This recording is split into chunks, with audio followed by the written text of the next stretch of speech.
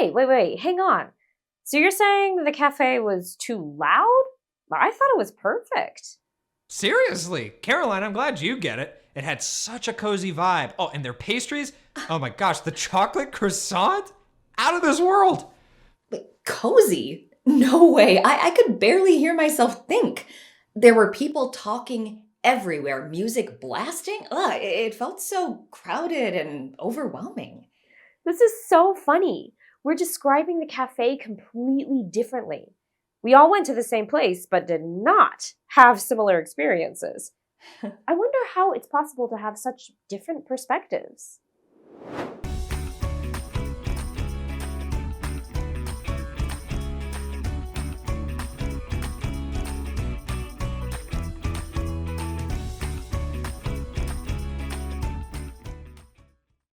Hey everyone!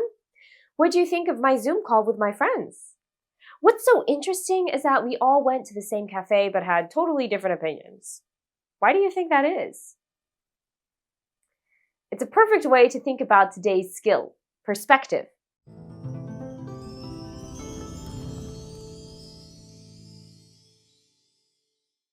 Perspective shapes how we see and describe the world. We talked about the impact of perspective in nonfiction and in poetry, where the speaker influences the poem's mood and message. Remember? The same goes for stories. In stories, perspective is a character's outlook on events, other characters, and the world around them.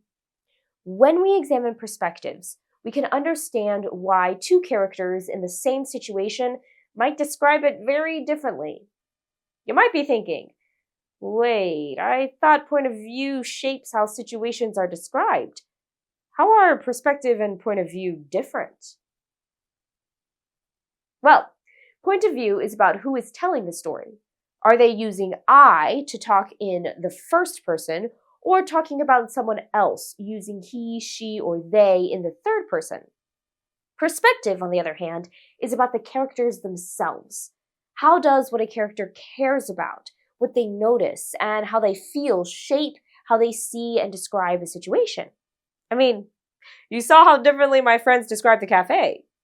That's because they cared about really different things. What do you think Justin cared about while at the cafe? He was looking for coziness and delicious treats, while Jenna cared much more about the volume and how crowded it was. That made each of my friends feel totally different, right? Justin was so happy meeting up there, but Jenna, it kind of stressed her out. And because of how each felt, they described what was going on in completely opposite ways. I know my friends pretty well, so it's kind of easy for me to understand their perspectives. But how can we figure out different characters' perspectives? We start by asking the right questions. Here's a little checklist you can use. What does this character care about? How might they feel in this situation? How would they describe what's happening? These questions help us predict how a character might see and describe an event, which helps understand characters on a deeper level. Let's put this into action by jumping back into Peter Pan.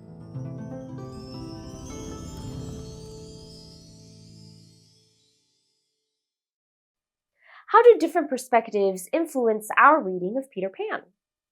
We know so far that Peter and Wendy are different characters, so they're bound to see things in different ways. Grab a pencil and jot down a few things we know about Peter and Wendy. What does Peter care about? How about Wendy? For the most part, Peter is actually carefree, right? What he loves most is fun, freedom, and staying young forever. And Wendy? What does she care about? We know she loves her family.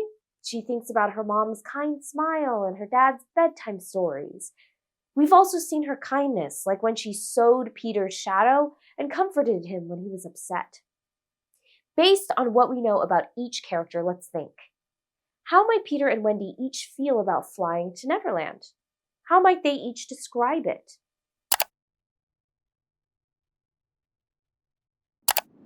What do you think? How might Peter feel about flying to Neverland? How would he describe it? I'm thinking Peter would feel excited. He would describe flying to Neverland as an adventure, fun, thrilling, and maybe even easy. After all, he flies in through Wendy's window like it's nothing. Wendy is thoughtful and responsible. So how might she feel about flying to Neverland? She'd be excited, but also a little nervous, right? This would be a big deal for her. It means leaving behind everything she knows. I bet she'd describe it as something magical and wondrous, but also a little overwhelming. The text confirms this for us. Peter is described as having eyes gleaming with excitement when he talks about flying, and he says they'll be saying funny things to the stars. Peter sees flying as pure fun and freedom. It's exciting for him. But Wendy's perspective is different.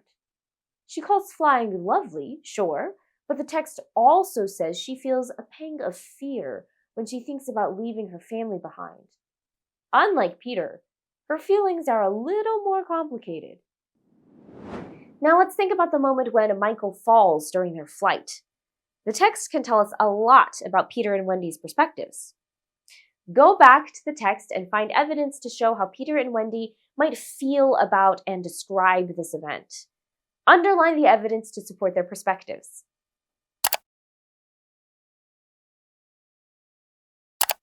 How'd it go? Based on the evidence you found, how might Peter and Wendy each describe Michael falling? Peter would probably describe this moment as really fun and a good time. The narrator even says he laughs as if it were all part of the fun. But Wendy reacts completely differently. She's worried, scolding Peter to please be careful as her heart pounds. For Peter, it's exciting and kind of funny. For Wendy, it's serious and scary. They describe this moment in very different ways. And then there's Tinkerbell. Isn't she interesting? Unlike with Peter and Wendy, we don't find much evidence about Tink's perspective in this chapter. Earlier, the narrator told us she can be all good or all bad, depending on her mood. So, what do you think? Right now, is she all good or all bad? Jot down your thoughts as you imagine what Tink's perspective might be. What does she care about? How might she feel about Michael falling? How would she describe it?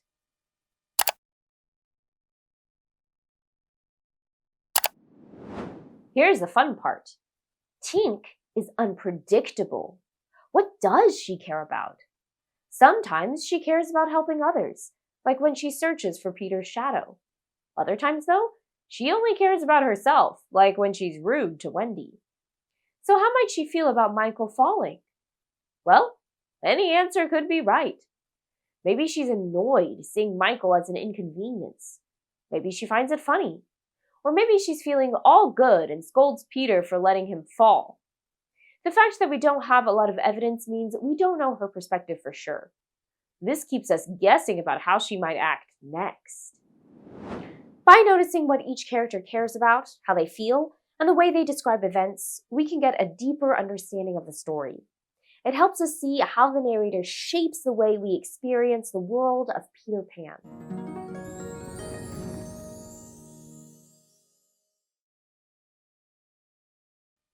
All right, now it's your turn.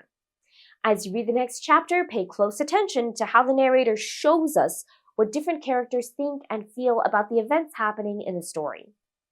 Ask yourself these questions to notice how each character's perspective is shaped by what they care about and how they feel in the moment. This helps you understand how events can look totally different depending on who is experiencing them. Great work today, everyone. Keep reading and working on your goals, and I'll see you back here soon.